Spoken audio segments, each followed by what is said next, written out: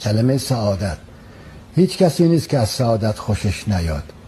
از هر آدمی بپرسید تو دلت میخواد سعادتمند بشوی؟ میگه بله. مردم دنبال چی میگردن به نظر شما؟ دنبال سعادت میگردن، یعنی رستگاری، سعادت، خوشبختی. حالا سعادت در فارسی ترجمه کنیم خوشبختی و خوشوقتی، هر دوش درسته. کسی که وقت خوش داره بخت خوش داره.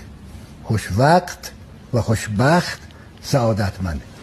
ببینم این سعادتی که انسان جویای آن است و در طلب آن است و هیچ کسی نیست که از سعادت خوشش نیاید، این سعادت رو کجا باید پیدا کرد؟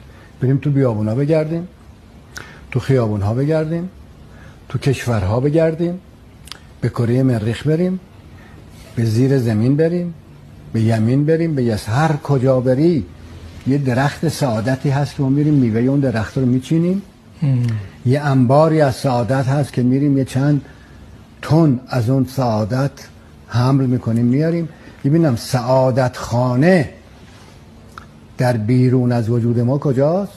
سعادت خانه باشه که بریم یه چند کیلو چند تن سعادت بار کنیم بیاریم، یا یه درخت سعادت پیدا کنیم میوه های سعادت بچینیم، چیزی درست، یا یه دریای سعادت پیدا کنیم یه مقدار آب از آب سعادت برداریم. سعادت خانه در درون ماست. صد آفرین بر شما. بله. سعادت خانه در درون شماست. کسی که سعادت را در بیرون از خود میجوید سرانجام دچار پوچی خواهد شد. آفرین. چون وقتی نمیابد تا آخر عمرش میگرده این طرف اون طرف، این بیابون این خیابون، این صحرا این شهر این کشور، ببینه به دست نمیاد. اون آخر پس میفهمه دنیا پوچه. به پوچی گراییده میشود و به پوچی میرسد. اما اگر کسی بداند که سعادت در درون است، به پوچی هرگز نخواهد رسید.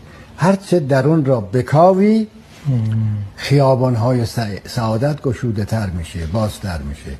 در درون، البته این درون که میگم یه قدر اینجا لازم من توضیح بدم. درونگرا که میگم بعضی تصور نکنن که ما دیگه از بیرون باید غافل باشیم.